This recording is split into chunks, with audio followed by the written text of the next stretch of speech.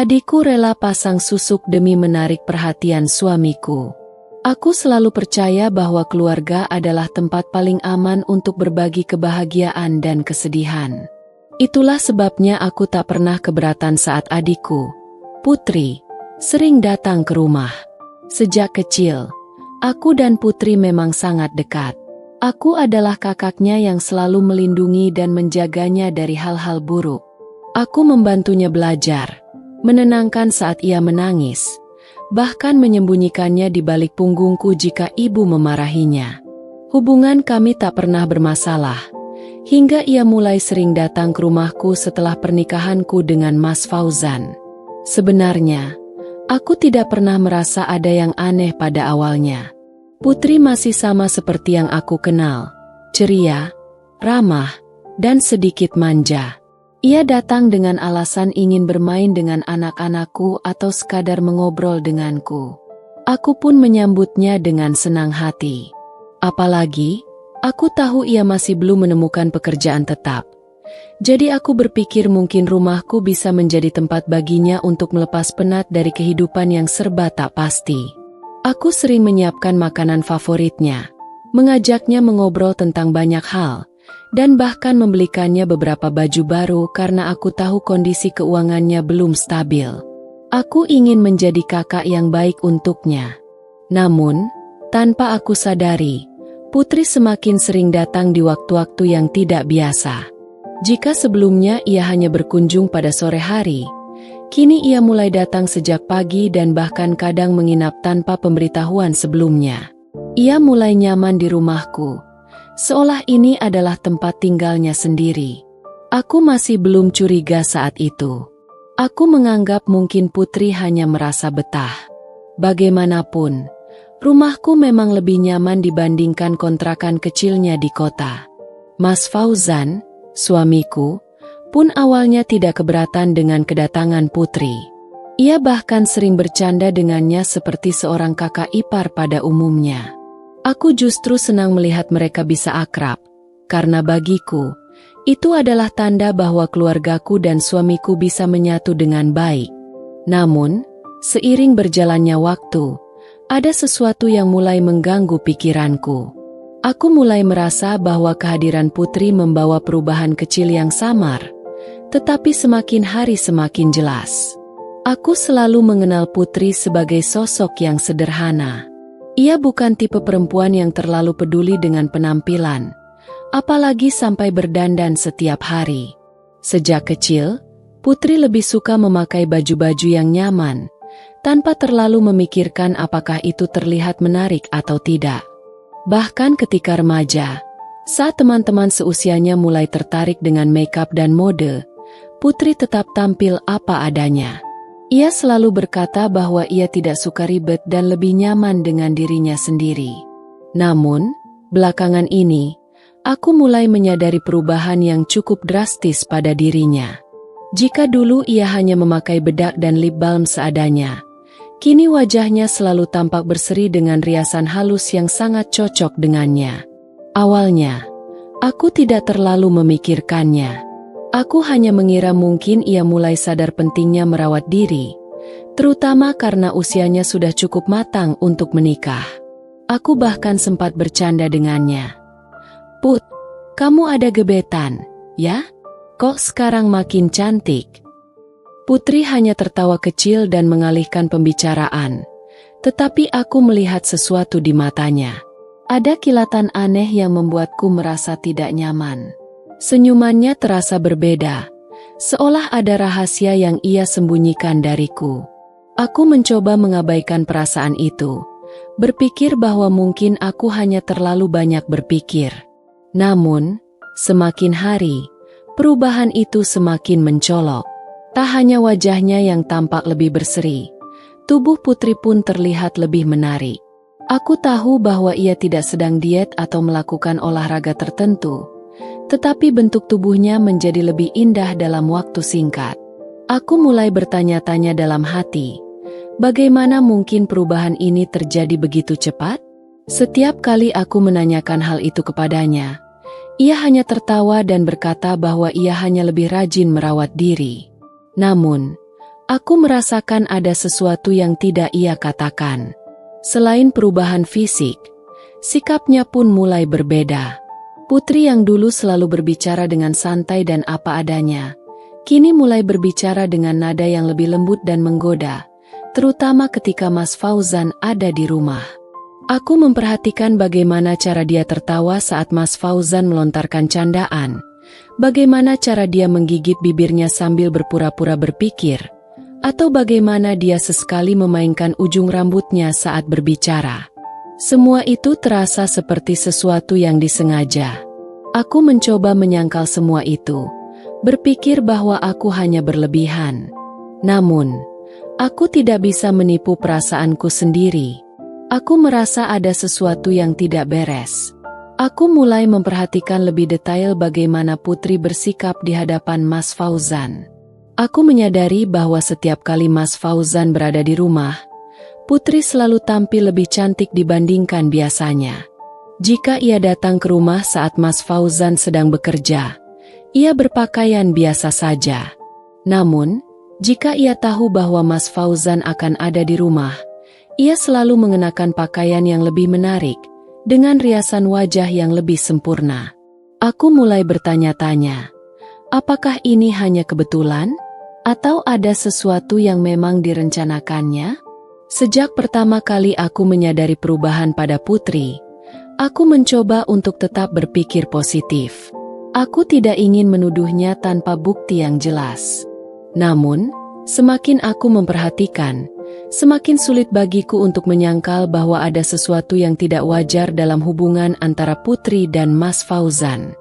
Dulu, Mas Fauzan adalah pria yang cuek terhadap wanita lain. Meskipun ia adalah tipe lelaki yang ramah dan mudah bergaul, aku tidak pernah sekalipun merasa khawatir dengan kesetiaannya. Bagiku, ia adalah suami yang baik dan bertanggung jawab. Namun, akhir-akhir ini, ada sesuatu yang berubah.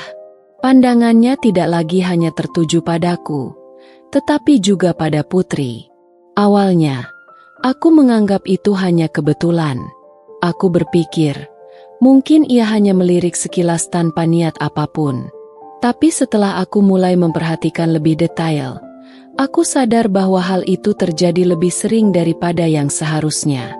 Setiap kali Putri ada di rumah, aku melihat bagaimana mata Mas Fauzan sering secara tidak sadar mengikuti gerak-geriknya. Bahkan dalam percakapan sederhana, ia terlihat lebih fokus pada Putri daripada padaku. Ada satu kejadian yang membuat hatiku semakin resah.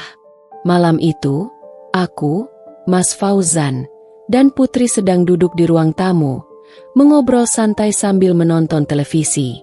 Aku duduk di samping Mas Fauzan, sementara Putri duduk di seberang kami.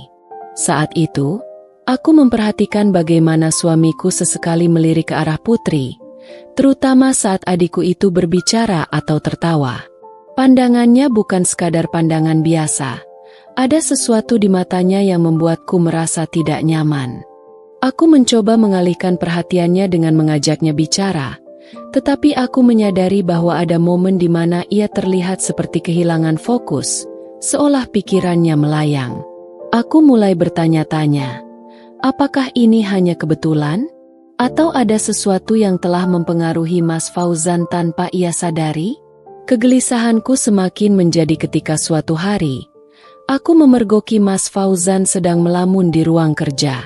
Aku baru saja hendak membawakannya secangkir teh ketika aku melihatnya duduk termenung dengan tatapan kosong. Aku memanggil namanya beberapa kali sebelum akhirnya ia tersentak dan menatapku dengan ekspresi bingung. "Kamu kenapa, Mas? Kok kelihatan kayak orang lagi mikirin sesuatu?" tanyaku hati-hati. Mas Fauzan mengusap wajahnya dan menghela napas panjang. "Enggak tahu, Din. Akhir-akhir ini rasanya pikiranku sering kosong. Kadang-kadang aku merasa kayak ada sesuatu yang mengganggu, tapi aku sendiri enggak tahu apa itu," jawabnya. Aku mencoba membaca ekspresinya. Ia tampak lelah dan sedikit gelisah, seolah sedang berusaha memahami sesuatu yang tidak ia mengerti. Hatiku mencelos. Aku ingin percaya bahwa ini hanya kebetulan, bahwa semua ini hanyalah permainan pikiranku. Tapi, bagaimana jika bukan? Aku mulai mengingat kembali berbagai kejadian yang membuatku curiga. Aku ingat bagaimana Putri semakin sering datang ke rumah. Bagaimana ia selalu tampil lebih cantik setiap kali berada di dekat Mas Fauzan. Dan bagaimana suamiku tampak semakin terpengaruh oleh keberadaannya. Apakah mungkin ada sesuatu yang telah mempengaruhi Mas Fauzan? Sesuatu yang lebih dari sekadar ketertarikan biasa? Ketakutanku semakin besar ketika suatu malam, dalam tidurnya, Mas Fauzan mengigau. Aku yang sedang tertidur di sampingnya tiba-tiba terbangun saat mendengar namanya menyebut sesuatu yang tidak kuduga. Putri. Gumamnya dalam tidur. Aku terdiam. Dadaku terasa sesak. Aku menatap wajahnya yang masih terlelap. Tetapi hatiku sudah terasa hancur. Aku ingin percaya bahwa itu hanya kebetulan. Tetapi bagaimana mungkin ia mengigau menyebut nama adikku sendiri? Aku tidak bisa tidur malam itu. Aku hanya bisa berbaring di samping suamiku dengan hati yang dipenuhi kecemasan. Aku tahu bahwa aku tidak bisa lagi mengabaikan semua ini. Aku harus mencari tahu apa yang sebenarnya sedang terjadi. Karena jika aku terus diam, aku takut semuanya akan terlambat. Aku mulai merasa bahwa ada sesuatu yang jauh lebih besar dari sekadar godaan biasa. Ada sesuatu yang membuat Mas Fauzan berubah. Sesuatu yang membuatnya kehilangan kendali atas pikirannya. Dan aku takut, karena aku mulai mencurigai bahwa Putri adalah penyebab dari semua ini. Malam itu, aku tidak bisa tidur. Kata-kata yang keluar dari mulut Mas Fauzan dalam tidurnya terus terngiang di kepalaku. Nama Putri. Bagaimana bisa suamiku mengigau menyebut nama adikku? Apa yang ada di pikirannya? Aku berusaha meyakinkan diriku bahwa itu hanya kebetulan. Tapi semakin aku memikirkannya, semakin aku merasa ada sesuatu yang salah. Aku berbaring dalam kegelapan, mendengarkan napas teratur Mas Fauzan di sampingku. Aku ingin sekali membangunkannya dan langsung bertanya. Tapi aku tahu itu bukan ide yang baik. Jika aku langsung menuduhnya, dia pasti akan menyangkal. Dan bisa saja aku hanya dianggap paranoid. Aku harus mengumpulkan bukti lebih banyak sebelum mengambil langkah berikutnya. Keesokan paginya, aku memutuskan untuk lebih memperhatikan Putri. Aku mencoba mengamatinya dari kejauhan saat ia datang ke rumah. Seperti yang sudah kuduga, penampilannya kembali berubah. Ia mengenakan baju yang lebih ketat dari biasanya, dengan wajah yang terlihat bersinar seperti baru keluar dari salon kecantikan. Rambutnya tertata rapi, dan senyumnya lebih manis dari biasanya. Jika dulu ia tampil sederhana, sekarang ia seperti seorang perempuan yang tahu betul bagaimana cara menarik perhatian pria. Aku memperhatikannya dengan hati-hati saat ia berbicara dengan Mas Fauzan. Nada suaranya lembut, hampir seperti bisikan. Ia sering tertawa kecil dengan cara yang menurutku terlalu dibuat-buat. Yang paling membuatku kesal adalah bagaimana ia selalu mencari alasan untuk lebih dekat dengan suamiku. Kadang ia berpura-pura butuh bantuan untuk sesuatu yang sepele, seperti membuka toples yang sebenarnya bisa ia buka sendiri, atau meminta pendapat Mas Fauzan tentang hal-hal yang tidak penting. Aku menelan kekesalan dalam diam. Aku ingin menegurnya langsung. Tapi aku masih butuh kepastian. Sampai kapan aku harus berpura-pura tidak tahu? Aku mulai bertanya-tanya. Apa sebenarnya yang sedang terjadi? Apakah ini hanya masalah adikku yang diam-diam menyukai suamiku? Atau ada sesuatu yang lebih dari itu? Aku semakin curiga ketika suatu hari aku memergoki Putri melakukan sesuatu yang aneh di kamarnya. Saat itu, ia sedang menginap di rumahku dengan alasan ingin lebih lama bermain dengan anak-anakku. Aku membiarkannya, meskipun hatiku terus dihantui perasaan tidak nyaman. Tapi malam itu, ketika aku hendak menuju dapur untuk mengambil air, aku melihat sesuatu yang membuat jantungku berdegup kencang. Pintu kamar Putri sedikit terbuka, dan dari celahnya, Aku bisa melihatnya duduk di depan cermin. Tapi yang membuatku merinding adalah apa yang ia lakukan. Ia sedang memegang sesuatu di tangannya. Sebuah benda kecil berkilau yang tidak bisa kulihat dengan jelas. Ia menatap dirinya di cermin dengan ekspresi yang aneh, seolah sedang berbicara dengan bayangannya sendiri.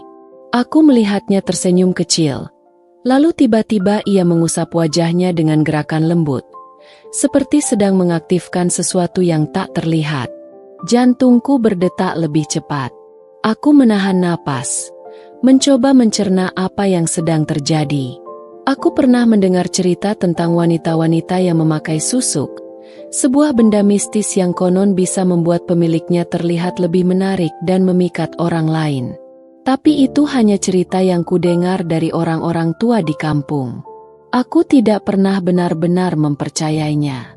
Tapi sekarang, setelah melihat Putri seperti itu, pikiranku mulai dipenuhi dengan kecurigaan yang mengerikan. Aku mundur perlahan, tidak ingin ketahuan sedang mengintip. Ketika aku kembali ke kamar, tanganku gemetar. Apakah mungkin Putri benar-benar memasang susuk? Apakah ini yang membuatnya tiba-tiba berubah begitu drastis? Apakah ini yang membuat Mas Fauzan tanpa sadar tertarik padanya? Aku mulai mengingat semua kejadian aneh yang terjadi selama beberapa minggu terakhir. Perubahan sikap Putri, cara Mas Fauzan yang semakin sering melamun, dan bagaimana Putri tampaknya semakin percaya diri dalam menarik perhatian suamiku. Semuanya terasa masuk akal sekarang. Jika benar Putri memasang susuk, itu berarti ia memang memiliki niat buruk sejak awal. Aku merasa dadaku sesak.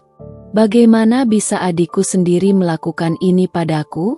Apakah ia benar-benar tega mencoba merebut suamiku? Aku selalu mempercayainya, selalu menganggapnya sebagai saudara yang bisa kuandalkan. Tapi sekarang, aku merasa dikhianati. Aku tahu aku harus melakukan sesuatu. Aku tidak bisa membiarkan ini terus terjadi. Tapi aku juga tidak bisa gegabah. Jika benar Putri menggunakan susuk, maka aku harus mencari cara untuk menghancurkan pengaruhnya sebelum semuanya terlambat. Aku menarik napas dalam-dalam, mencoba menenangkan diri. Aku tidak akan tinggal diam. Aku akan mencari cara untuk menyelamatkan rumah tanggaku. Dan jika perlu, aku akan mengungkap semua rahasia yang Putri sembunyikan. Aku hanya berharap aku masih punya cukup waktu sebelum semuanya semakin parah. Sejak malam itu, pikiranku dipenuhi oleh kemungkinan mengerikan yang tidak bisa aku abaikan. Jika benar Putri telah memasang susuk, maka bukan hanya aku yang berada dalam bahaya, tetapi juga pernikahanku. Aku mulai menyusun rencana dalam diam. Aku harus memastikan kecurigaanku sebelum bertindak lebih jauh. Aku tidak ingin menuduh tanpa bukti yang jelas. Tapi aku juga tidak bisa tinggal diam sementara rumah tanggaku perlahan-lahan terancam hancur. Keesokan harinya, aku memutuskan untuk lebih waspada. Aku mengamati setiap gerak-gerik Putri dan Mas Fauzan dengan lebih teliti. Aku mulai mencatat pola yang selama ini mungkin terlewat olehku. Aku memperhatikan bagaimana Mas Fauzan tampaknya semakin sering melirik Putri, meskipun ia sendiri tampak bingung setiap kali aku menangkap basah pandangannya. Aku juga memperhatikan bagaimana Putri tampaknya memiliki aura yang semakin kuat, seolah-olah ada daya tarik tak kasat mata yang membuat orang sulit mengalihkan pandangan darinya. Aku mencoba melakukan eksperimen kecil. Hari itu, aku meminta Putri untuk membantuku di dapur. Aku sengaja memilih tugas yang cukup berat, seperti mengangkat panci besar yang berisi sup mendidih. Aku ingin melihat apakah benar Putri masih manusia biasa atau ada sesuatu yang telah mengubahnya. Saat ia mencoba mengangkat panci itu, aku memperhatikan ekspresinya. Jika ia benar-benar memasang susuk, seharusnya ia tidak boleh terlihat kelelahan, karena konon susuk memberi penggunanya energi ekstra untuk selalu tampak sempurna. Namun, betapa terkejutnya aku saat melihat Putri dengan mudah mengangkat panci yang bahkan aku sendiri kesulitan membawanya. Ia tersenyum kecil, Seolah tugas itu bukan apa-apa baginya. Aku menahan napas. Itu bukan sesuatu yang biasa. Aku tahu Putri tidak pernah memiliki kekuatan fisik seperti itu sebelumnya. Sesuatu benar-benar telah berubah dalam dirinya. Aku semakin yakin bahwa ada sesuatu yang tidak wajar. Namun, aku masih membutuhkan bukti lebih kuat. Aku pun mencoba metode lain.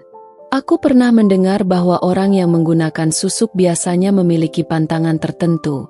Salah satunya adalah tidak boleh makan makanan tertentu atau terkena benda berbahan emas. Jika benar Putri memakai susuk, maka pantangan-pantangan ini pasti akan berpengaruh padanya. Saat makan malam, aku dengan sengaja memasak hidangan yang mengandung kunyit, salah satu bahan yang konon bisa melemahkan efek susuk. Aku menghidangkannya dengan wajah biasa, seolah tidak ada maksud apapun. Namun, saat Putri mulai makan, aku melihat reaksinya. Awalnya, ia tampak baik-baik saja, tapi beberapa menit kemudian, ekspresinya berubah. Ia tampak gelisah, sesekali mengusap tenggorokannya, seolah merasa tidak nyaman. Aku pura-pura tidak tahu. "Kenapa, Put? Makanannya nggak enak?" tanyaku dengan nada polos. Putri tersenyum kaku. "Enggak, enak kok. Cuma, aku kayak merasa sedikit pahit di tenggorokan." Aku langsung menangkap sesuatu dari reaksinya. Ini bukan sekadar masalah rasa. Aku tahu bahwa kunyit memiliki efek melemahkan pada susuk, dan reaksi Putri barusan semakin menguatkan kecurigaanku.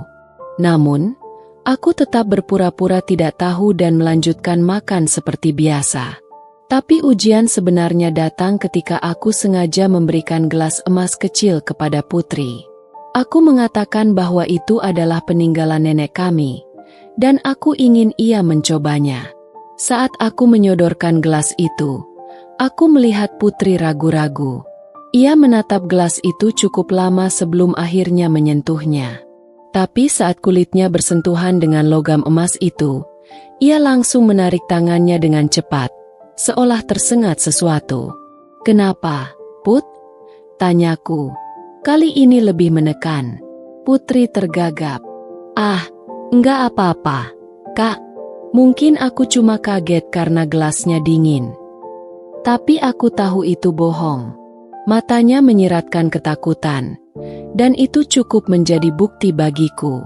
Putri benar-benar telah melakukan sesuatu yang tidak seharusnya. Ia telah melangkah ke dunia yang seharusnya tidak ia dekati.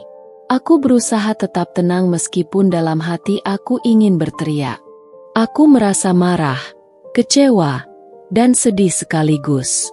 Bagaimana bisa adikku sendiri melakukan hal seperti ini? Mengapa ia sampai tega mengkhianatiku demi merebut perhatian suamiku? Apakah ia tidak menyadari betapa bahayanya apa yang telah ia lakukan? Malam itu, aku tidak bisa tidur. Aku tahu bahwa aku tidak bisa membiarkan ini berlanjut. Aku harus mencari cara untuk menghancurkan pengaruh susuk itu sebelum semuanya semakin parah. Aku tidak akan membiarkan rumah tanggaku hancur hanya karena permainan kotor adikku sendiri. Aku menatap langit-langit kamar dengan mata penuh kemarahan. Ini belum selesai. Jika Putri mengira bahwa ia bisa mengambil apa yang menjadi milikku, maka ia salah besar. Aku akan berjuang, dan aku akan memastikan bahwa ia menerima akibat dari perbuatannya. Sejak kejadian makan malam itu, aku semakin yakin bahwa Putri telah melakukan sesuatu yang bertentangan dengan nilai-nilai yang selama ini kupegang. Aku tidak lagi ragu bahwa ia memang telah memasang susuk untuk menarik perhatian Mas Fauzan. Namun, yang membuat hatiku semakin sakit adalah kenyataan bahwa suamiku tampaknya benar-benar terpengaruh olehnya. Aku tidak tahu apakah Mas Fauzan menyadarinya atau tidak, tapi aku bisa merasakan bahwa perlahan-lahan ia mulai menjauh dariku, seolah ada sesuatu yang menariknya ke arah Putri tanpa ia bisa mengendalikannya. Aku merasa seperti seorang istri yang berjuang sendirian untuk mempertahankan rumah tangganya. Aku tidak bisa berbicara dengan siapapun tentang ini. Jika aku menceritakan masalah ini kepada keluargaku, mereka mungkin akan menganggapku hanya sekadar cemburu. Jika aku berbicara kepada Mas Fauzan, ia bisa saja menyangkal atau bahkan menganggap aku berlebihan. Aku terjebak dalam perangkap yang membuatku merasa begitu sendirian. Namun, aku tidak bisa diam saja. Aku harus mencari cara untuk melawan ini. Aku harus mencari tahu bagaimana cara menghancurkan pengaruh susuk yang mungkin telah mengikat suamiku. Aku tidak akan membiarkan Putri menang begitu saja. Malam itu, setelah memastikan semua orang tertidur, aku menyelinap keluar dari kamar dan mengambil ponselku. Aku mulai mencari informasi tentang susuk, bagaimana cara kerjanya, dan bagaimana cara melemahkan pengaruhnya. Aku membaca banyak artikel, cerita, dan bahkan testimoni dari orang-orang yang pernah mengalami kejadian serupa. Semakin aku membaca, semakin aku merasa ngeri. Ternyata, susuk bukan hanya sekadar jimat kecantikan biasa. Susuk bekerja dengan menanamkan energi tertentu ke dalam tubuh penggunanya, membuatnya lebih menarik secara misterius di mata orang lain. Dan yang lebih mengerikan lagi, efek susuk bisa semakin kuat seiring berjalannya waktu jika tidak dihentikan. Aku membaca bahwa salah satu cara untuk melemahkan susuk adalah dengan menggunakan bahan-bahan tertentu, seperti kunyit dan garam laut. Keduanya dipercaya bisa menetralisir energi negatif yang terkandung dalam susuk. Aku juga menemukan sesuatu yang lebih mengejutkan. Susuk ternyata memiliki efek samping yang mengerikan bagi penggunanya. Jika orang yang memakai susuk melanggar pantangan tertentu, maka bukan hanya susuknya yang akan hilang, tetapi ia juga bisa mengalami efek buruk seperti wajah yang tiba-tiba terlihat tua, tubuh yang melemah, atau bahkan kesialan beruntun dalam hidupnya. Aku menelan ludah. Apakah Putri tahu risiko yang sedang ia hadapi? Aku memutuskan untuk tidak hanya mencari tahu cara menghentikan pengaruh susuk terhadap Mas Fauzan, tetapi juga mencari cara agar Putri sendiri menyadari kesalahan yang telah ia perbuat. Aku tidak ingin menyakiti adikku, tapi aku juga tidak bisa membiarkan ia terus berjalan di jalan yang salah. Keesokan harinya, aku mulai menjalankan rencanaku. Aku sengaja menaburkan garam laut di sudut-sudut rumah, terutama di tempat-tempat yang sering didatangi oleh Putri. Aku juga memasukkan kunyit ke dalam masakan tanpa sepengetahuannya. Aku ingin melihat apakah ada perubahan dalam sikapnya setelah terkena bahan-bahan yang bisa melemahkan pengaruh susuk. Dan benar saja, efeknya mulai terlihat. Hari itu, Putri tampak lesu dan tidak seceria biasanya. Ia lebih banyak diam dan tampak gelisah, seolah merasakan sesuatu yang tidak nyaman. Aku memperhatikannya dari kejauhan, memastikan bahwa ini bukan hanya kebetulan. Aku memutuskan untuk mengujinya lebih jauh. Saat ia duduk di ruang tamu bersama Mas Fauzan, aku dengan sengaja menyapu lantai dan menaburkan sedikit garam di dekat kakinya.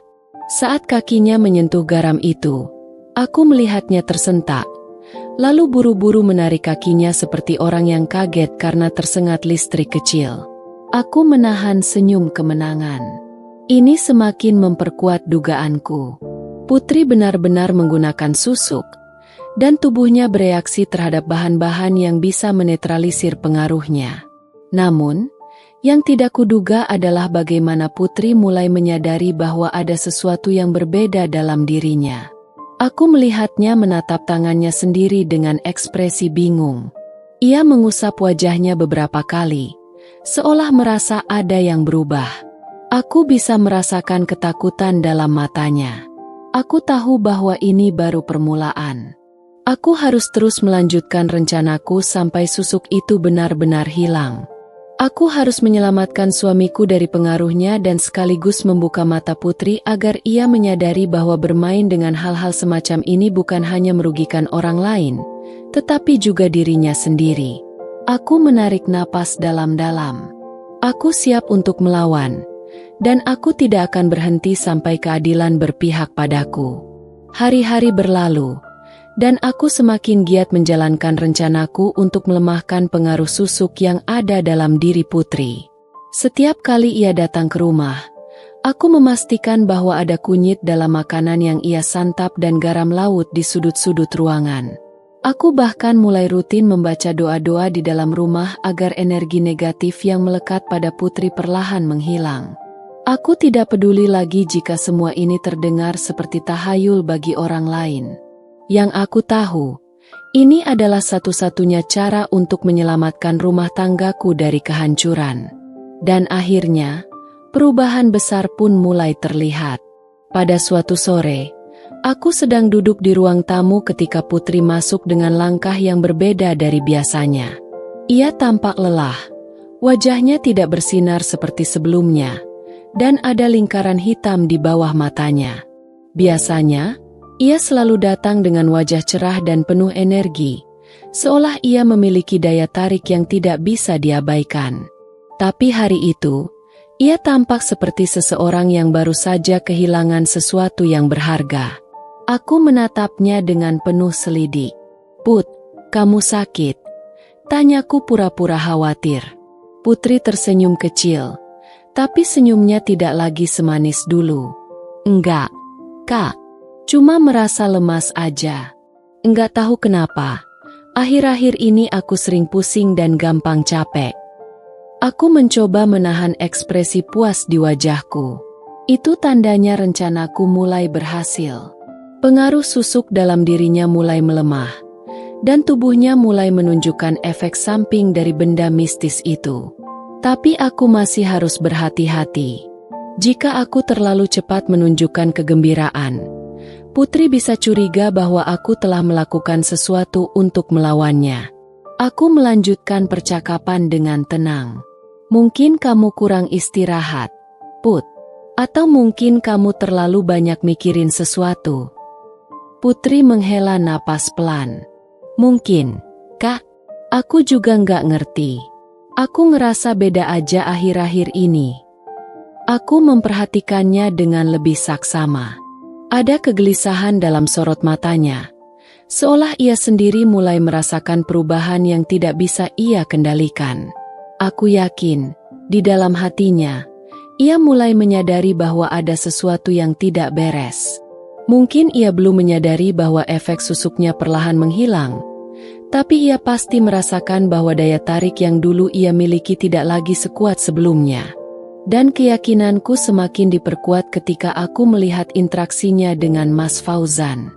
Beberapa hari yang lalu, Mas Fauzan masih tampak sering melirik putri, seolah ada sesuatu dalam dirinya yang menarik perhatian suamiku tanpa ia sadari. Tapi hari itu, aku melihat perubahan yang mencolok. Mas Fauzan tidak lagi terlalu memperhatikan putri. Bahkan, ketika putri mencoba berbicara dengannya dengan suara lembut seperti biasanya, suamiku hanya merespon seadanya, tanpa ada ketertarikan yang sama seperti sebelumnya. Aku bisa melihat putri mulai kebingungan. Ia seolah tidak terbiasa diabaikan seperti itu. Aku tahu bahwa selama ini, ia selalu mendapatkan perhatian dengan mudah, baik dari Mas Fauzan maupun dari pria-pria lain yang ada di sekitarnya. Tapi sekarang, daya tarik yang dulu ia miliki mulai memudar, dan ia tidak tahu harus berbuat apa. Aku hampir ingin tertawa melihatnya. Inilah yang terjadi ketika seseorang mencoba menggunakan cara licik untuk mendapatkan sesuatu yang bukan miliknya. Ketika kekuatan buatan itu mulai hilang, ia akan merasa kosong dan kehilangan arah. Dan aku ingin putri menyadari bahwa apa yang ia lakukan selama ini adalah kesalahan besar. Namun, aku juga tahu bahwa ini belum berakhir. Putri mungkin mulai kehilangan pengaruh susuknya, tapi aku tidak bisa berpuas diri begitu saja. Aku harus memastikan bahwa ia benar-benar meninggalkan jalan yang salah ini, agar ia tidak mencoba melakukan sesuatu yang lebih buruk di masa depan. Malam itu, aku berdoa lebih lama dari biasanya. Aku memohon kepada Tuhan agar kejahatan yang telah menyusup ke dalam rumah tanggaku benar-benar pergi selamanya. Aku juga berdoa agar putri segera sadar dan kembali ke jalan yang benar sebelum semuanya terlambat. Aku tahu bahwa perjalananku masih panjang, tapi setidaknya, aku sudah melihat secercah harapan.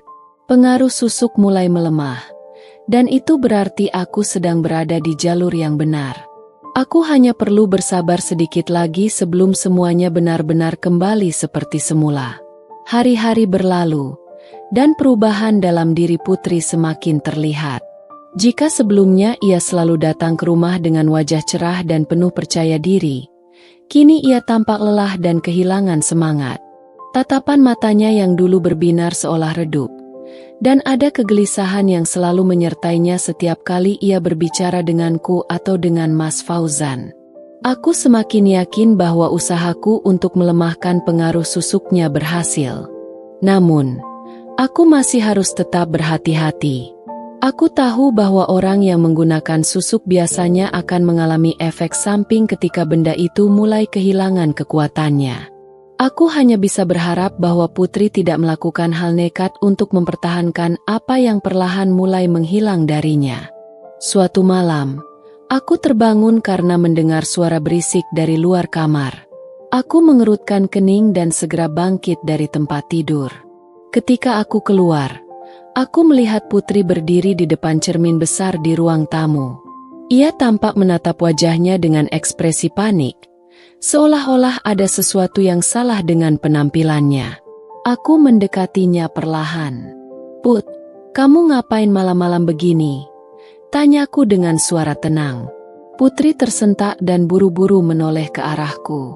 Aku bisa melihat wajahnya dengan jelas di bawah cahaya lampu redup. Aku terkejut. Wajahnya tidak lagi secantik biasanya. Ada lingkaran hitam di bawah matanya.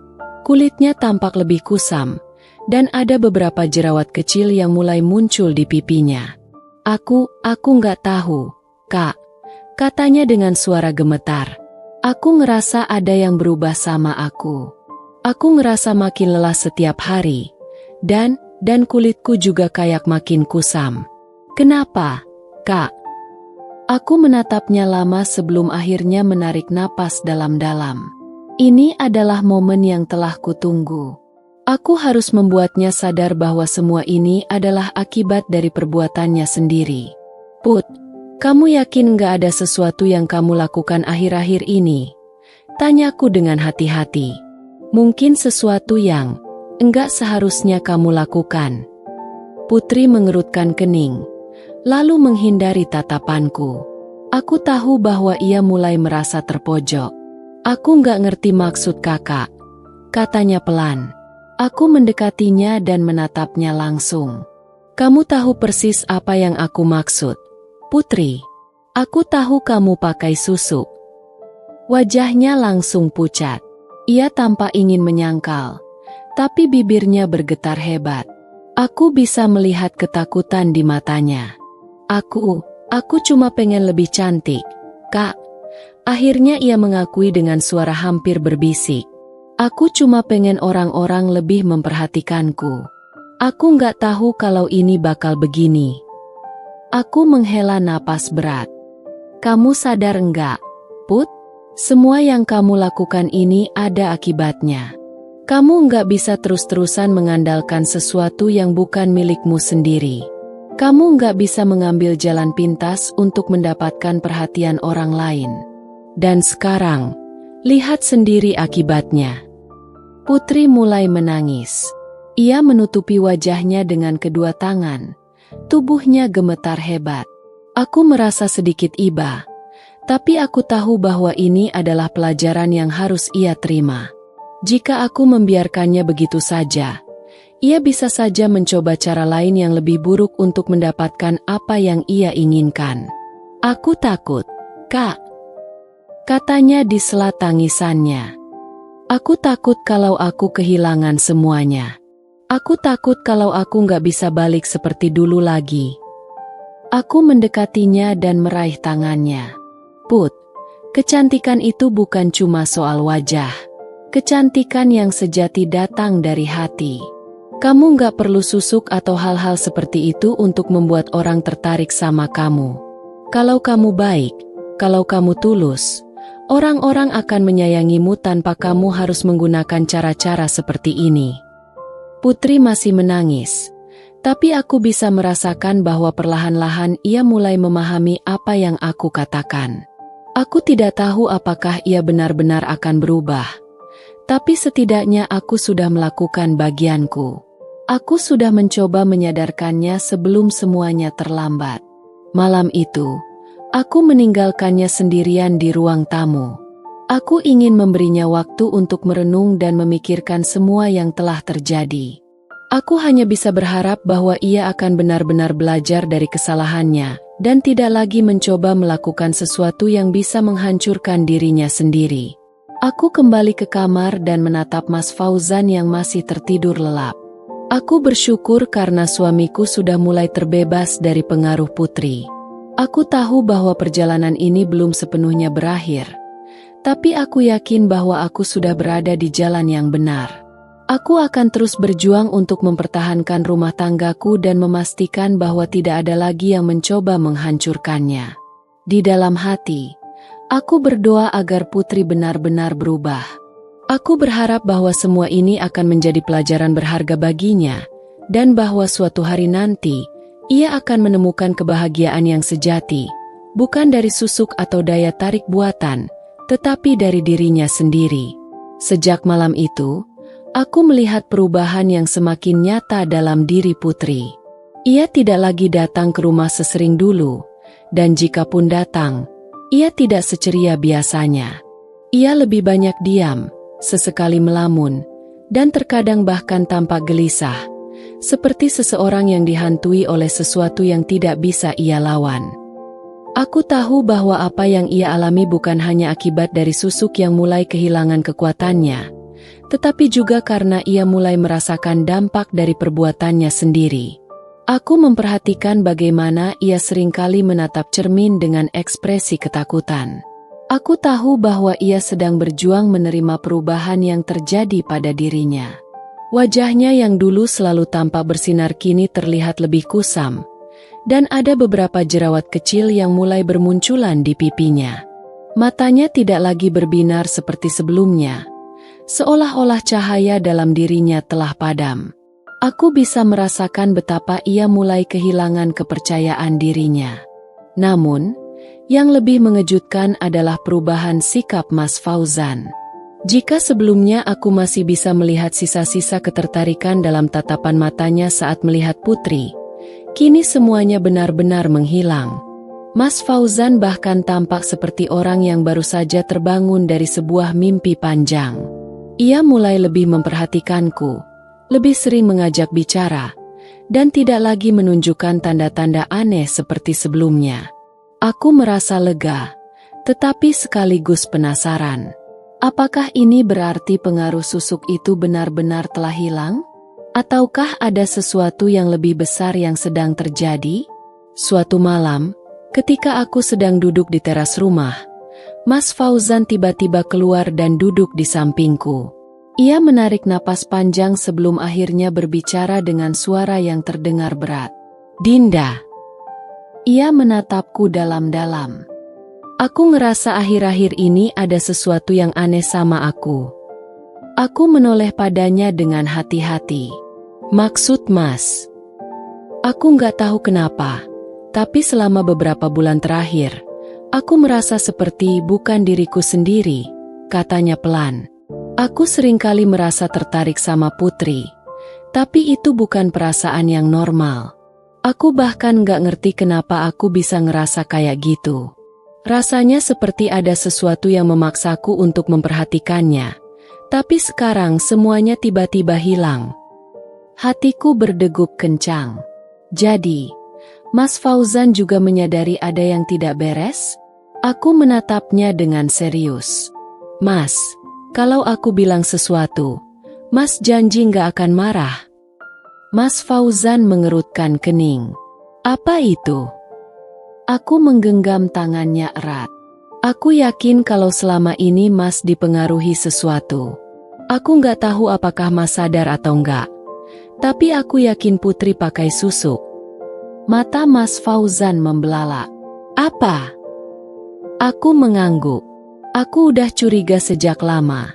Mas, aku lihat sendiri gimana Putri berubah sejak beberapa bulan terakhir. Awalnya aku pikir aku cuma cemburu, tapi lama-lama aku mulai menyadari bahwa ada sesuatu yang gak wajar. Mas, aku yakin Mas juga ngerasa ada yang aneh, kan? Mas Fauzan tidak langsung menjawab.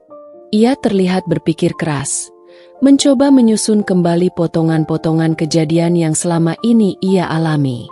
Akhirnya, ia menghela napas panjang dan menatapku dengan ekspresi campuran antara penyesalan dan keterkejutan.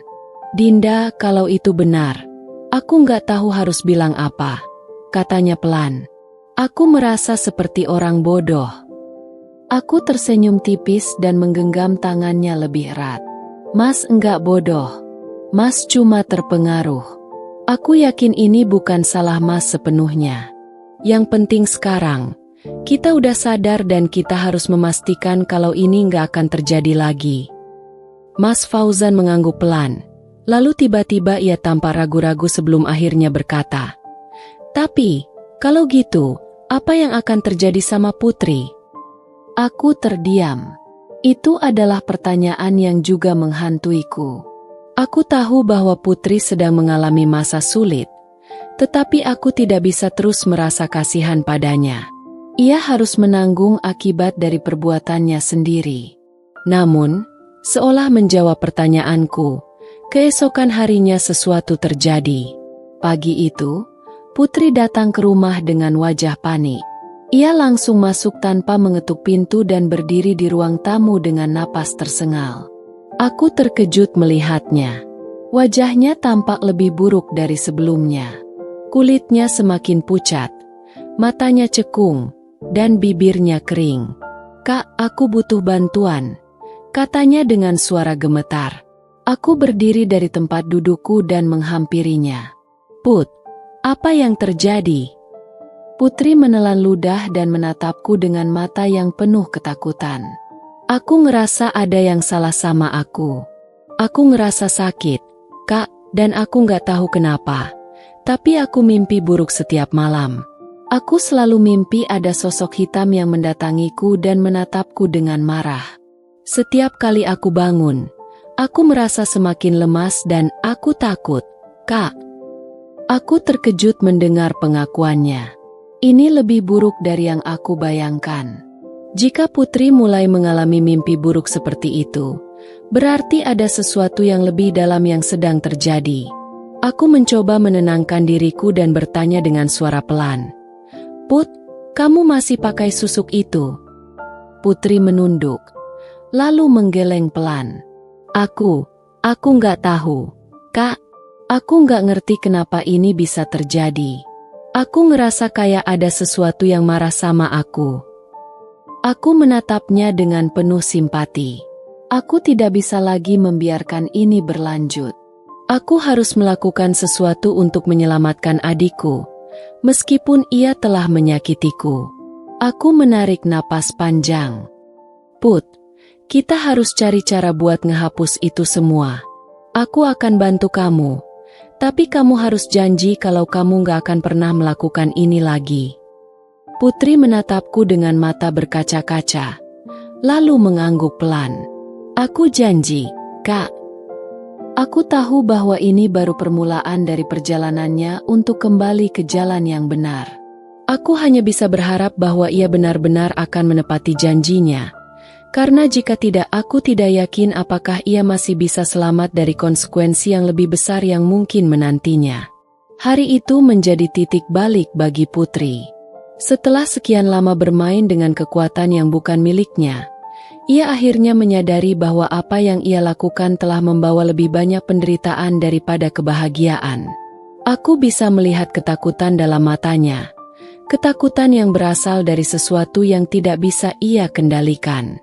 Aku tahu bahwa ini bukan hanya masalah fisik, ini adalah masalah spiritual yang lebih dalam.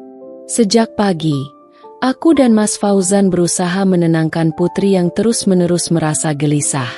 Ia duduk di sofa dengan tubuh gemetar, sesekali menatap ke sekeliling ruangan seolah melihat sesuatu yang tidak bisa kami lihat. Aku mulai merasa semakin khawatir. Jika susuk yang ia pakai benar-benar memiliki efek samping sebesar ini, maka kami harus mencari cara untuk menghilangkannya sebelum semuanya menjadi lebih buruk. Put, kamu harus cerita semuanya sama kita, kataku dengan lembut. Gimana caranya kamu bisa pakai susuk? Siapa yang kasih? Putri menelan ludah dengan susah payah. Matanya yang sayu menatapku sejenak sebelum akhirnya ia menunduk dan mulai berbicara dengan suara pelan, nyaris berbisik. Aku dapat ini dari seorang dukun di desa sebelah. Kak, aku ketemu dia lewat temanku. Dia bilang kalau aku bisa lebih menarik dan semua orang bakal lebih memperhatikan aku kalau aku pakai susuk ini. Aku pikir itu bakal bikin hidupku lebih baik. Aku menghela napas panjang. Dan sekarang, lihat apa yang terjadi, Put. Hidupmu jadi lebih buruk, kan? Putri menggigit bibirnya dan mulai menangis pelan. Aku tahu bahwa ia benar-benar menyesali keputusannya. Tapi penyesalan saja tidak cukup.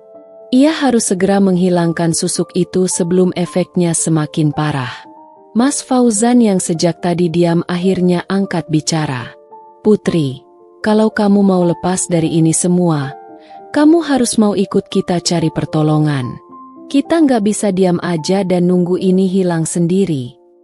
Putri mengangguk lemah. Aku mau. Kak, aku takut.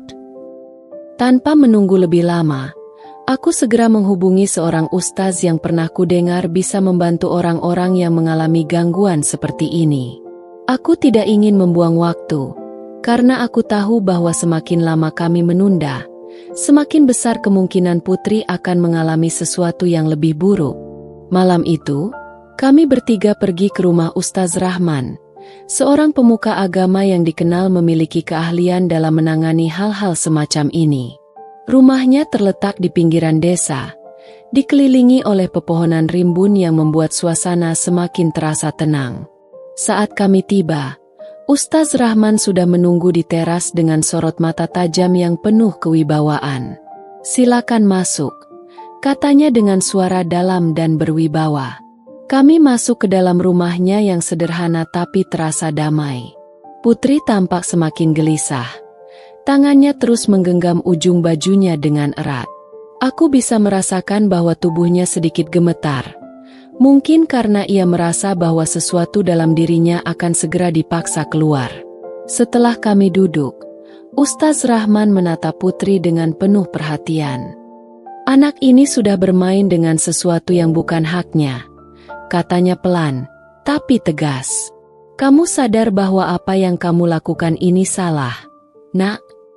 Putri mengangguk sambil menunduk. Saya sadar, Ustadz, saya nyesel. Ustadz Rahman menghela napas panjang sebelum akhirnya mulai membaca doa-doa dalam bahasa Arab. Suaranya begitu tenang, tapi memiliki kekuatan yang aneh. Aku memperhatikan Putri dengan cermat, dan saat itu juga, aku melihat sesuatu yang membuat bulu kuduku meremang. Saat doa mulai dikumandangkan, tubuh Putri tiba-tiba menegang. Matanya yang tadi penuh ketakutan kini berubah menjadi tatapan kosong. Ia mulai menggigit bibirnya sendiri, seolah sedang menahan sesuatu yang ingin keluar dari tubuhnya. Putri. Aku memanggilnya dengan hati-hati, tapi ia tidak menjawab. Ustaz Rahman terus membaca doa, dan semakin lama suaranya semakin lantang. Putri mulai menggeliat di tempat duduknya, napasnya memburu, dan kemudian ia menjerit keras. Aku nggak mau keluar. Suaranya terdengar aneh, seperti bukan suara Putri sendiri. Aku merinding. Aku tidak pernah melihatnya seperti ini sebelumnya. Mas Fauzan tampak tegang di sampingku. Tangannya mengepal erat. Pergilah. Ini bukan tempatmu, seru Ustaz Rahman dengan suara tegas. Tiba-tiba, Putri muntah. Cairan hitam pekat keluar dari mulutnya, membuat seluruh ruangan dipenuhi bau busuk yang menusuk hidung. Aku menutup mulut dengan tangan, merasa mual melihatnya. Setelah muntah itu keluar, tubuh Putri langsung lemas. Ia jatuh terduduk dengan napas terengah-engah.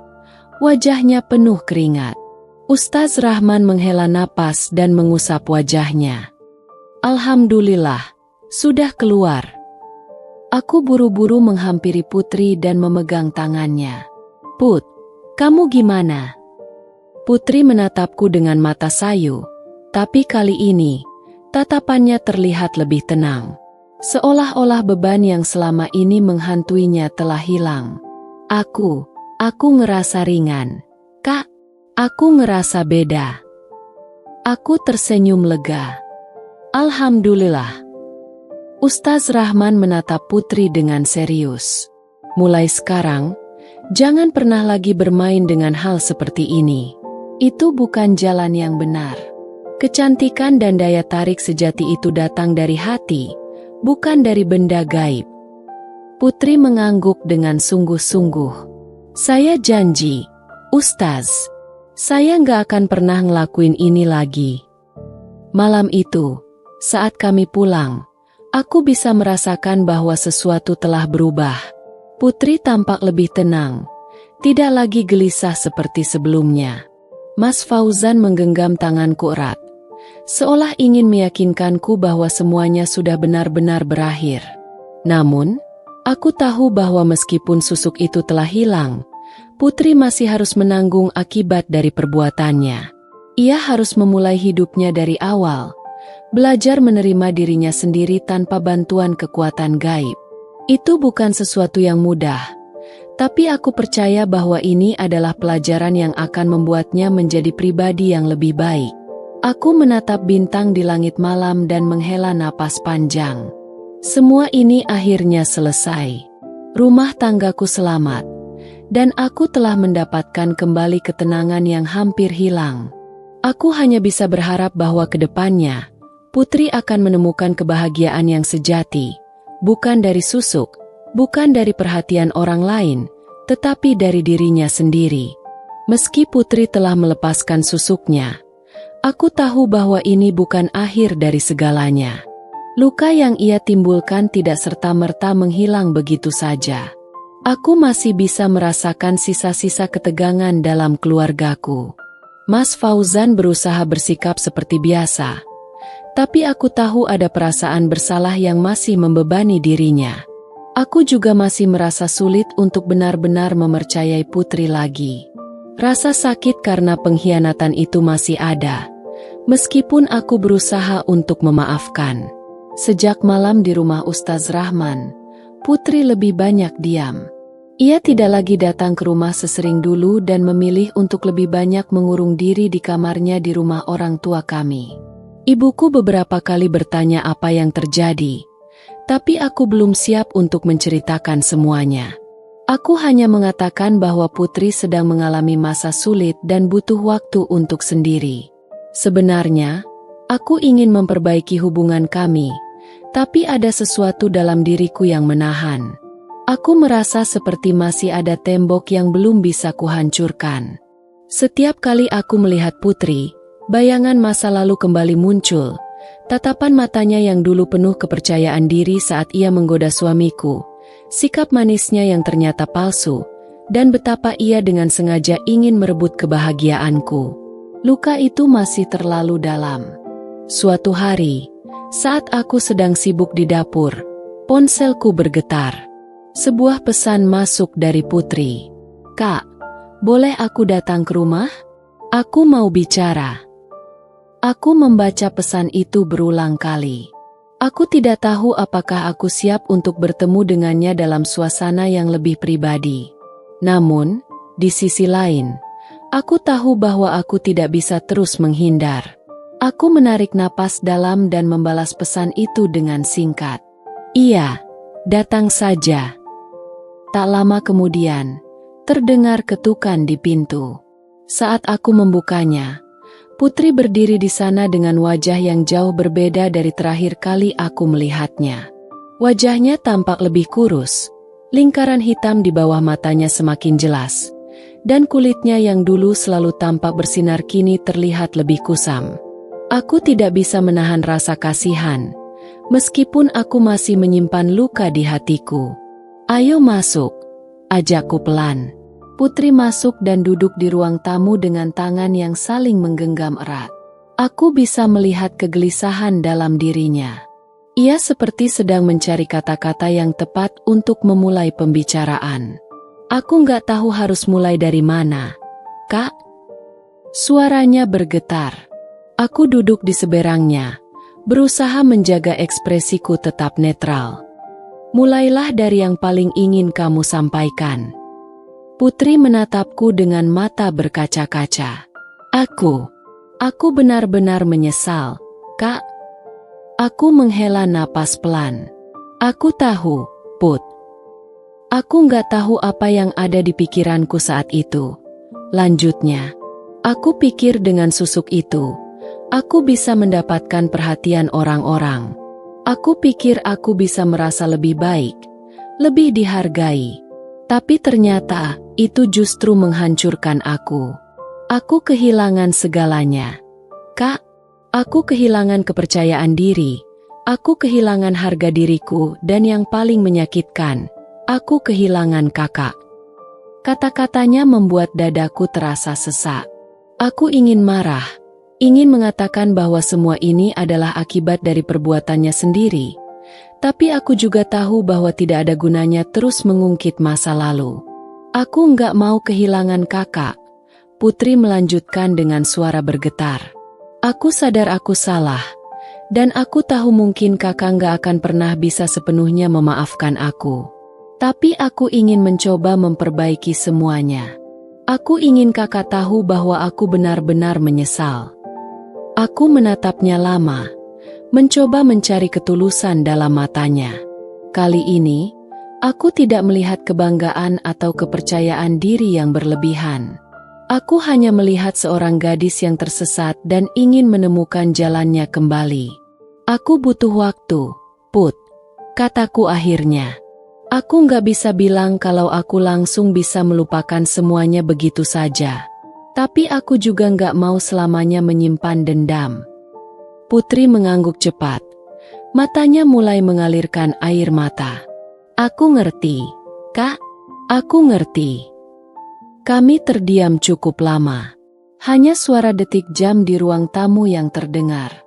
Lalu, Putri mengambil napas dalam dan berkata dengan lirih, "Aku mau pergi dari desa ini, Kak." Aku terkejut. Pergi? Kemana? Putri mengusap air matanya dan tersenyum pahit. Aku mau ke kota, cari kerja di sana. Aku mau mulai hidup baru. Aku nggak bisa terus di sini. Kak, aku malu sama semua yang udah aku lakuin. Aku juga nggak mau terus-terusan bikin kakak nggak nyaman. Aku terdiam. Aku tidak tahu harus merasa lega atau sedih. Di satu sisi, kepergiannya bisa memberiku ruang untuk benar-benar sembuh. Di sisi lain, ia tetap adikku. Meskipun ia telah melakukan kesalahan besar, aku tidak pernah ingin melihatnya menderita sendirian. Kamu yakin? Tanyaku akhirnya. Putri mengangguk.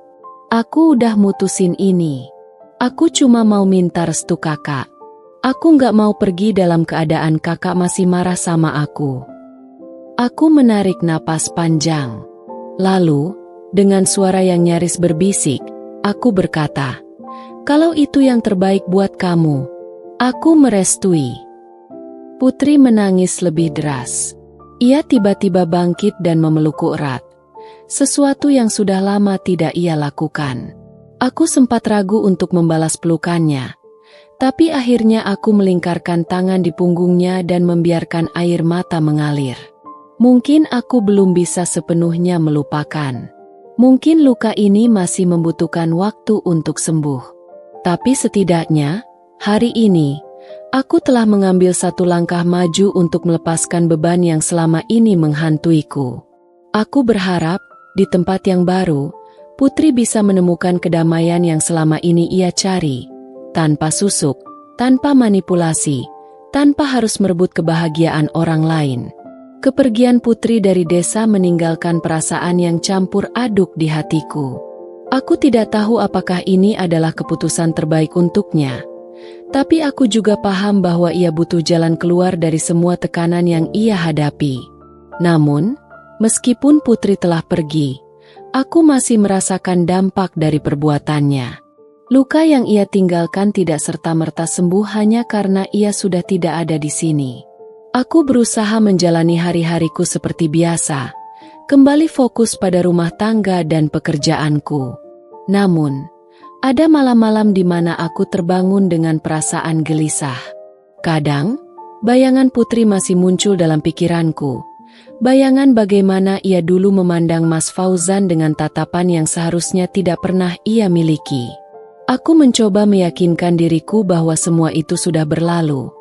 Tapi rasanya tetap sulit untuk menghilangkan trauma yang tersisa. Mas Fauzan, di sisi lain, juga tidak banyak membahas tentang kejadian ini lagi. Ia kembali menjadi suami yang penuh perhatian, berusaha menghiburku dan menunjukkan bahwa ia benar-benar menyesal karena tidak menyadari niat buruk Putri lebih awal. Namun, meskipun ia berusaha keras, aku tahu bahwa hubungan kami tidak sepenuhnya sama seperti dulu. Ada dinding yang terbentuk di antara kami, dinding yang tidak mudah runtuh begitu saja. Suatu malam, saat kami sedang berdua di kamar, aku akhirnya mengungkapkan kegelisahanku. "Mas, apa Mas benar-benar sudah melupakan semua yang terjadi?" Tanyaku dengan suara pelan. Mas Fauzan yang sedang membaca buku menutupnya dan menatapku. "Maksud Dinda?" Aku menghela napas panjang. "Tentang Putri. Tentang apa yang sudah dia lakukan. Aku tahu dia sudah pergi. Aku tahu dia menyesal. Tapi kenapa aku masih merasa sesak setiap kali mengingatnya?" Mas Fauzan terdiam sejenak, lalu meraih tanganku. "Sayang, aku nggak bisa menyalahkan perasaan kamu. Aku tahu ini nggak gampang. Dan aku juga nggak mau pura-pura kalau semuanya bisa kembali seperti semula dalam waktu singkat. Aku sadar aku juga punya andil dalam ini semua. Karena aku terlalu naif. Tapi aku ingin kita sama-sama sembuh. Din, aku nggak mau kejadian ini terus-terusan menghantui kita." Aku menatapnya lama. "Tapi gimana caranya, Mas? Aku ingin memaafkan sepenuhnya. Tapi rasanya susah." Mas Fauzan tersenyum tipis. "Nggak ada cara instan buat sembuh dari luka, Din. Yang bisa kita lakuin cuma satu, jalanin hari demi hari, dan percaya kalau waktu yang akan menyembuhkan semuanya." Aku mengangguk pelan. Mungkin Mas Fauzan benar. Aku terlalu memaksakan diri untuk segera sembuh. Padahal luka yang sedalam ini memang butuh waktu. Beberapa minggu setelah kepergian Putri, aku mendapat kabar tentangnya dari ibu. Putri sekarang kerja di sebuah salon di kota. Kata ibu saat kami berbicara lewat telepon. Katanya dia mau memulai hidup baru, enggak mau bergantung sama siapa-siapa lagi. Aku tersenyum kecil. "Bagus kalau gitu, Bu. Semoga dia bisa benar-benar berubah." Ibu terdiam sejenak sebelum berkata dengan suara pelan. "Dinda, Ibu tahu kamu masih sakit hati sama Putri. Tapi bagaimanapun juga, dia adik kamu. Kalau nanti dia pulang, tolong jangan keras sama dia, ya." Aku terdiam. Aku mengerti kekhawatiran ibu. Namun, aku juga tidak bisa memaksa diriku untuk langsung bersikap seperti tidak pernah terjadi apa-apa. "Aku akan coba, Bu," jawabku akhirnya. Malam itu, aku merenung lama. Aku tidak tahu kapan aku benar-benar bisa memaafkan Putri sepenuhnya. Tapi aku tahu satu hal, aku tidak mau terus-menerus terperangkap dalam masa lalu. Aku ingin melangkah maju, meskipun langkah itu terasa berat. Aku berbaring di samping Mas Fauzan, mendengar napasnya yang tenang. Aku ingin percaya bahwa suatu hari nanti, semua ini hanya akan menjadi bagian dari cerita lama, cerita tentang kesalahan, penyesalan, dan pembelajaran. Dan ketika hari itu tiba, Aku ingin bisa mengingatnya tanpa lagi merasakan sakit di hatiku. Hari-hari berlalu tanpa ada kabar dari Putri lagi. Setelah mendengar dari ibu bahwa dia mulai bekerja di sebuah salon di kota, aku tidak terlalu memikirkan keberadaannya. Aku mencoba fokus memperbaiki kehidupanku sendiri, membangun kembali kepercayaan pada Mas Fauzan, dan menjalani hari-hariku dengan lebih tenang. Namun, meskipun aku berusaha keras untuk melupakan, ternyata ada hal-hal yang tetap menghantui tanpa bisa kuhindari. Suatu siang, aku sedang berbelanja di pasar ketika tiba-tiba kudengar dua ibu-ibu sedang berbisik pelan di dekatku. Awalnya aku tidak memperhatikan mereka, tetapi saat kudengar namaku disebut, langkahku terhenti. Kamu tahu nggak? Dinda itu kasihannya. Adiknya sendiri sampai pasang susuk buat godain suaminya. Ujar salah satu ibu-ibu dengan suara rendah, tapi masih bisa kudengar dengan jelas. Iya, katanya Putri sampai diusir dari rumah gara-gara itu. Sahut yang lain. Darahku berdesir. Jadi, sekarang semua orang sudah tahu? Aku menegakkan bahu dan melanjutkan langkahku, berusaha tidak menunjukkan reaksi apapun. Aku tidak mau memberi mereka kepuasan karena melihatku terganggu. Namun, di dalam hati, aku merasa seperti ada pisau yang menusuk dadaku. Sesampainya di rumah, aku meletakkan belanjaan dengan kasar di meja dapur. Mas Fauzan yang sedang duduk di ruang tamu langsung menoleh. Dinda, ada apa? Tanyanya heran melihat raut wajahku yang kesal. Aku menghela napas panjang, berusaha menenangkan diriku sebelum menjawab. Orang-orang sudah tahu, Mas. Mereka membicarakan aku di belakang. Mas Fauzan terdiam sejenak, lalu mendekat dan menggenggam tanganku. Din, kita nggak bisa mengontrol apa yang orang-orang katakan. Biarkan saja. Aku menarik tanganku dengan kesal. Mudah buat Mas ngomong kayak gitu. Tapi aku yang harus menghadapi tatapan mereka setiap hari. Aku yang harus mendengar bisikan-bisikan mereka. Aku tidak bermaksud membentak, tapi emosiku sudah terlanjur meluap. Aku merasa tidak adil. Aku yang menjadi korban, tetapi justru aku yang harus menanggung malu. Mas Fauzan menatapku dengan penuh pengertian. Aku tahu ini berat, sayang, tapi kita sudah melewati bagian tersulit. Kita nggak bisa membiarkan omongan orang lain menghancurkan apa yang sudah kita bangun kembali. Aku menunduk, berusaha menahan air mata yang mulai menggenang di mataku. Aku cuma ingin semuanya kembali seperti dulu, Mas. Aku ingin hidup normal tanpa dihantui masa lalu. Mas Fauzan mengusap punggung tanganku dengan lembut. Kita akan sampai ke sana, Din. Tapi butuh waktu. Aku tidak menjawab. Aku hanya mengangguk pelan. Meskipun di dalam hatiku, aku masih belum yakin apakah aku benar-benar bisa mengabaikan semuanya begitu saja. Malam harinya, aku tidak bisa tidur. Aku hanya berbaring di tempat tidur, menatap langit-langit kamar sambil memikirkan segala hal yang telah terjadi. Aku bertanya-tanya, apakah Putri juga mendengar gosip-gosip tentang dirinya? Apakah dia merasa menyesal atau justru lebih lega karena bisa lepas dari situasi ini? Tanpa kusadari, tanganku meraih ponsel dan mencari kontak Putri. Jari-jariku sempat ragu sebelum akhirnya aku mengirim pesan singkat. Put, apa kamu baik-baik saja di sana? Aku tidak berharap mendapat balasan cepat. Namun, 5 menit kemudian, ponselku bergetar. Pesan dari Putri muncul di layar. Aku baik, Kak. Aku harap kakak juga baik-baik saja. Aku menghela napas. Aku ingin mengatakan banyak hal, tapi aku tidak tahu harus mulai dari mana. Akhirnya, aku hanya membalas dengan singkat. Aku mencoba.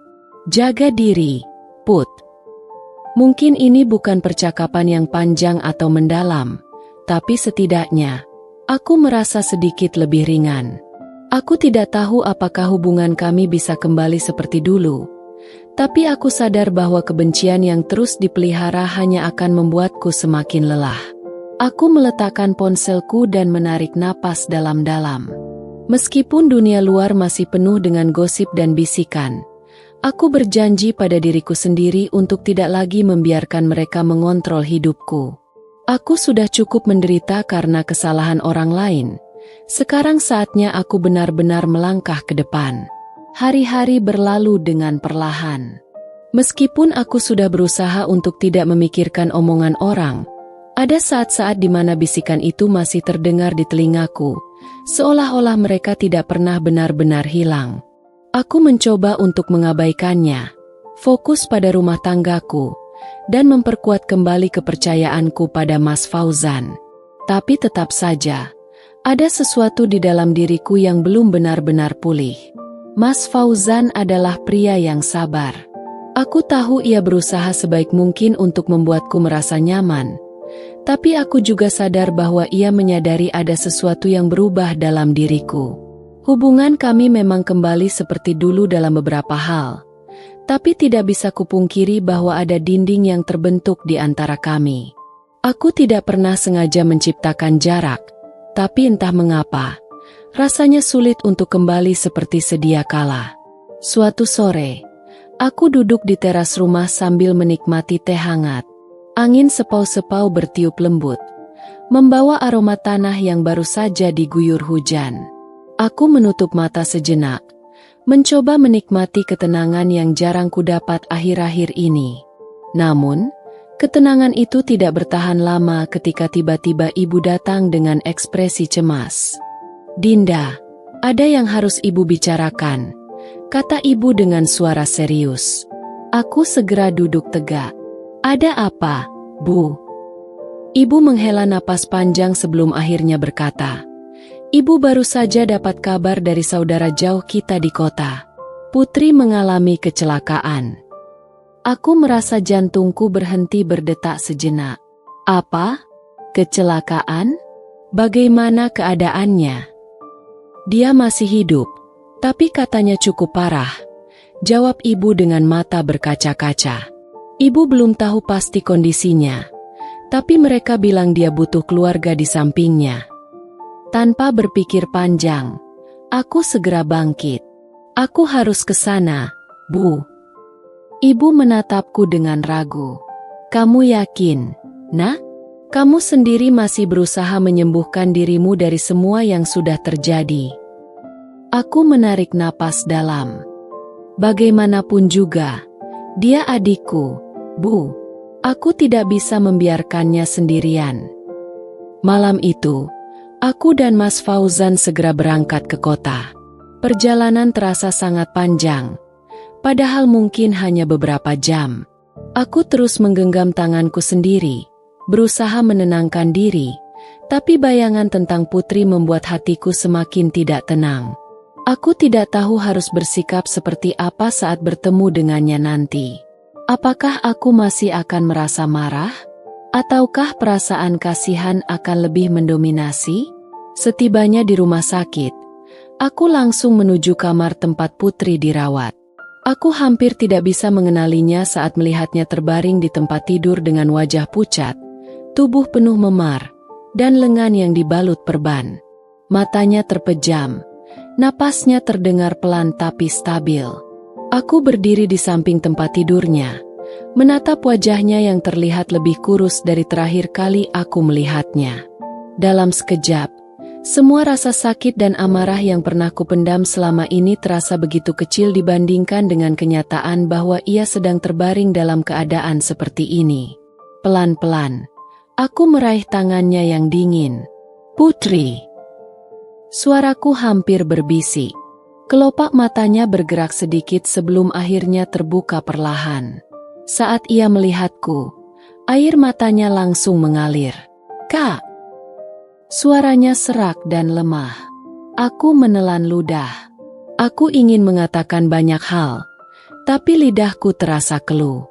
Aku minta maaf, Kak," bisiknya sambil terisak. "Aku bodoh. Aku menyia-nyiakan semuanya. Aku pikir dengan pergi dari desa, aku bisa menghapus semua kesalahanku, tapi ternyata aku justru semakin tersesat. Aku mengeratkan genggaman tanganku pada tangannya. Sudahlah, Put. Jangan banyak bicara dulu. Putri menggeleng lemah. Aku takut. Kak, aku takut ini karma untuk semua yang sudah aku lakukan. Aku menggeleng cepat. Jangan berpikir seperti itu. Kamu masih punya kesempatan untuk memperbaiki semuanya. Put.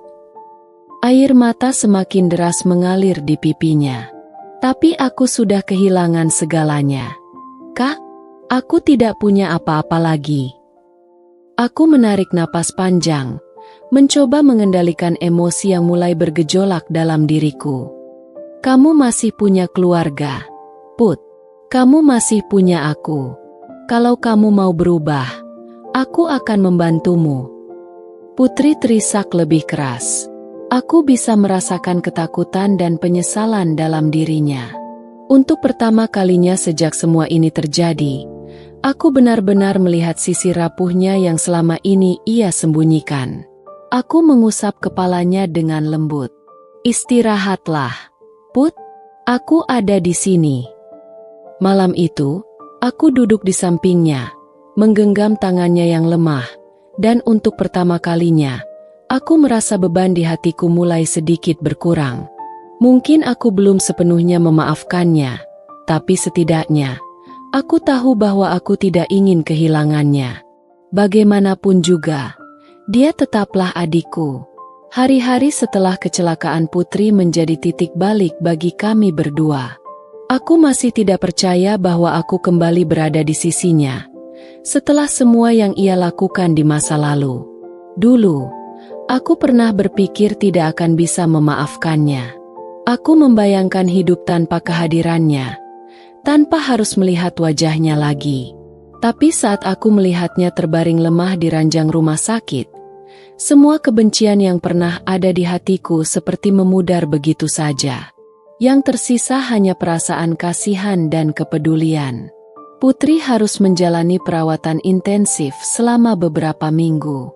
Tubuhnya memang perlahan membaik, tapi aku tahu luka di dalam hatinya lebih dalam daripada sekadar memar dan jahitan di kulitnya. Aku sering menemaninya di rumah sakit, duduk diam di sampingnya, kadang berbicara tentang hal-hal sepele, kadang hanya berdiam diri dalam kebisuan yang anehnya terasa nyaman. Suatu malam, saat aku sedang melipat selimutnya, Putri tiba-tiba berkata, "Kak, aku masih takut." Aku menoleh padanya, melihat ekspresi sedih di wajahnya. "Takut apa, Put?" Dia menatap langit-langit dengan tatapan kosong. "Takut kalau aku nggak bisa menebus kesalahanku. Takut kalau aku akan terus hidup dengan rasa bersalah ini selamanya." Aku duduk di tepi ranjangnya dan menggenggam tangannya. "Put, kita semua pernah melakukan kesalahan. Aku nggak akan membohongi kamu dan bilang semuanya akan baik-baik saja dalam semalam. Tapi kalau kamu benar-benar ingin berubah, kamu harus mulai dengan memaafkan dirimu sendiri." Putri menatapku dengan mata berkaca-kaca. "Tapi, Kak, aku sudah menyakitimu begitu dalam. Aku bahkan rela melakukan hal keji hanya demi mendapat perhatian seseorang yang bukan milikku. Aku merasa jijik pada diriku sendiri." Aku menghela napas panjang. "Aku juga terluka, Put. Aku nggak bisa bohong kalau aku masih merasakan bekas luka dari semua yang terjadi. Tapi aku juga sadar, terus menyimpan kebencian hanya akan menyiksa diriku sendiri. Aku memilih untuk melepaskan itu semua, bukan demi kamu, tapi demi diriku sendiri." Putri menutup wajahnya dengan tangan dan mulai menangis. Aku membiarkannya, membiarkan semua emosi yang ia tahan selama ini mengalir keluar. Malam itu, aku merasa untuk pertama kalinya sejak semua ini terjadi, aku melihat Putri yang sesungguhnya, bukan sosok adik yang penuh ambisi dan iri hati, tapi seorang gadis yang tersesat, yang hanya ingin dicintai dan diterima. Beberapa bulan kemudian, Putri akhirnya kembali ke desa. Bukan sebagai sosok yang sama seperti sebelumnya, tapi sebagai seseorang yang mencoba memulai kembali dari nol. Banyak orang masih membicarakannya. Tentu saja. Ada yang masih mencibir. Ada yang berbisik-bisik di belakangnya. Tapi kali ini, aku melihat Putri tidak lagi terpancing oleh omongan orang. Ia menundukkan kepala, menerima semuanya dengan sabar, dan berusaha memperbaiki hidupnya pelan-pelan. Ia memilih untuk membantu ibu di rumah, sambil bekerja sebagai penjahit kecil-kecilan. Aku sering datang mengunjunginya, membawa bahan kain atau sekadar duduk di beranda sambil berbicara dengannya. Hubungan kami masih belum sepenuhnya kembali seperti dulu, tapi setidaknya, aku bisa melihat bahwa ia benar-benar berusaha menebus kesalahannya. Mas Fauzan pun berusaha bersikap biasa terhadap Putri, meskipun aku tahu di dalam hatinya, ia masih merasa canggung.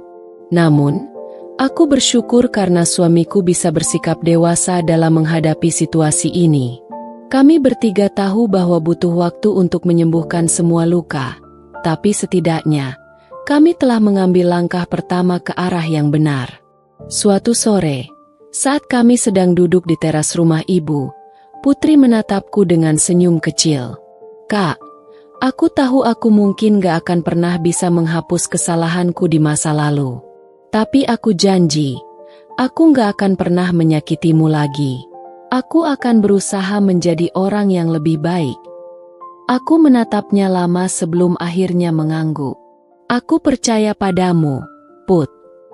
Dan untuk pertama kalinya dalam waktu yang lama, aku benar-benar merasakan kedamaian dalam hatiku. Aku tahu perjalanan ini belum selesai. Akan ada hari-hari sulit. Akan ada saat-saat di mana ingatan buruk kembali menghantui.